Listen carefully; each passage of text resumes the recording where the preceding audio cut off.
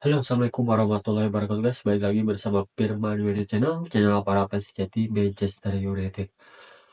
Oke guys, di video kali ini kita akan mencoba membahas tentang cerita Manchester United dengan Matheus Cunha yang sedang berlangsung dengan manajemen para petinggi Manchester United guys. Eh, kita akan mencoba membahas ulasan dari Fabrizio Romano yang menceritakan bahwa manajemen Manchester United sedang bernegosiasi dengan Bundesliga soal persyaratan pribadi ya guys. Harga klausulnya udah pasti ya guys, sekitar 62,5 juta pound sterling guys. Itu menurut saya adalah seperti biasa ya. eh, itu adalah perjudian yang apa ya, yang akan menguntungkan Manchester United ya, menurut pandangan awam saya ya guys. Karena kita tidak ada cerita lagi ya, kita gagal mengambil Sancho dengan harga 90, Anthony dengan harga 90, terus ada Højlund dengan harga 70 lebih, terus ada lagi Onana yang 55 lebih ya. Itu adalah transaksi ataupun negosiasi yang hampir semuanya gagal ya di era Erik ten Hag ini, guys. Seperti itu guys. Dan banyak lagi pemain-pemain yang gagal transfer, tidak ada jaminan untuk bisa tune in langsung di Liga Premier Inggris ya. Tetapi ya kalau Matthias Cunha dengan harga 62,5 juta pound sterling itu kemungkinan risikonya ada.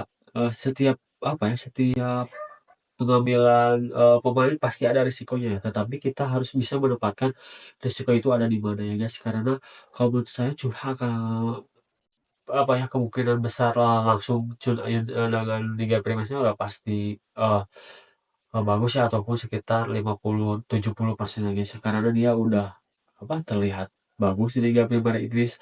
Udah beberapa tahun apa ke yang lalu ya, apalagi pas pertama ataupun Erik ten Hag pelatih ya, kita bagaimana kita ombak kami sama Batu Cunha ya pada saat tahun 2022 ya, kalau nggak salah ya guys, pas zaman Erik ten Hag gitu. Bagaimana Matheus Cunha dengan gayanya atau dengan gaya mainnya, dia pintar, cerdik, skill kuat, punya dribbling yang bagus. Itu cocok untuk kekurangan yang ada di elemen Manchester United sebagai pemain nomor 10 ya guys, yang tidak dimiliki oleh pemain Manchester United untuk sekarang ya guys. Itu bisa menutupi ya kekurangan-kekurangan yang ada di Manchester United untuk saat ini Matheus Cunha ya. Karena dia bisa menjadi striker ataupun dia menjadi second striker. Pokoknya dia lengkap banget lah dengan gaya apa, dribbling yang kuat, eh, kesehatan yang bugar, sehat bugar, dan banyak lagi lah atribut-atribut yang tertempel langsung pada profil pemain ini. Dan saya juga menyukai dia ya, jujur saya secara pribadi saya menyukai Cunha. Ditambah lagi nih strikernya itu, target utama ada Lian Delap ya Mas, itu wah cocok banget lah. Depannya Lian Delap, di belakangnya Amad Diallo bisa sama Cunha, wah itu keren banget ya. Gimana nih buat teman-teman gambaran antara Lian Delap dengan Cunha? Bisa drop di kolom komentar ya. Menurut saya itu apa ya, bisa keren banget, dan serangan MU itu bisa lebih klinis ya guys. Kalau dilihat dari sekarang ya, cara Delap main, cara Cunha main itu kayak ya, kayak klinis gitu guys. Dia punya intelijensi tinggi dalam bersepak bola ya guys. Karena sepak bola bukan hanya fisik ya, tetapi intelijensi ataupun pemikiran cepat itu bisa mempengaruhi ya guys. Dan Cunha itu memiliki itu semua guys. Ya gitulah perjudian untuk menarik ataupun mengambil Matheus Cunha dari Wolves ya guys.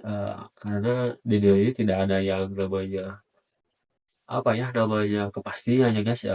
Tetapi kita harus meminimal resiko tersebut ya guys. Dengan harga 62, mungkin kita tidak akan, kalau gagal ya nggak bakalan gagal seperti kayak Anthony, kayak Onana, kayak siapa lagi, kayak Højlund, seperti itulah. Banyak pemain-pemain yang di atas lebih dari 60 juta, tapi ya kita lihat aja performanya kayak gimana guys. Itu menyedihkan banget sih untuk perlakuan ataupun transfer United yang ancur-ancur banget lah, kemarin-kemarin ya, pembelian panik, nggak tahu kenapa lah, tapi kontribusi ataupun, eee, apa ya, kontribusi di lapangan aja sangat kurang sekali ya teman-teman. Jadi teman-teman gimana nih? Apa teman-teman setuju dengan Matheus Cunha atau dan lain ke MU ataupun punya pandangan lain ya? Mungkin ada yang Osimhen, kalau yang Osimhen saya kurang sreg ya. Pokoknya, eee, kemungkinan bakal menurut pandangan saya ya kalau memilih pemain Liga Inggris ya nggak bakalan jauh ya. Kenapa dari dulu-dulu Manchester itu mengambil dari di luar Liga Inggris ya, padahal yang udah pasti-pasti itu ya Liga Inggris, kenapa ngambil Casemiro? Nggak tahu kenapa lah manajemen MU dulu-dulu kayak gimana, nggak tahu sepak bola atau gimana, tapi itu masa lalu ya guys, kita nggak usah menyesali. Kita lebih fokus ke masa yang datang yang dipimpin langsung oleh pelatih kita yaitu Ruben Amorim, dan kita fokus aja untuk mendukung semua unsur elemen yang ada di Manchester United. Dan siaplah untuk tahun-tahun yang akan depan, mungkin mungkin ya, mungkin Manchester United akan lebih baik lagi, mungkin akan menjadi pesaing Liga Inggris lagi, dan kita mendapatkan trofi yang benar-benar bergengsi untuk musim yang akan datang. Amin ya rabbal alamin. Oke, segitu aja guys mungkin dari saya. Semoga dapat menghibur dan mendapatkan informasi yang dibutuhkan buat teman-teman untuk para fans sejati Manchester United ya guys. Dan jika teman-teman suka bisa like, comment, and subscribe ya teman-teman. Ingat jangan lupa like, comment, and subscribe. Oke guys, terima kasih.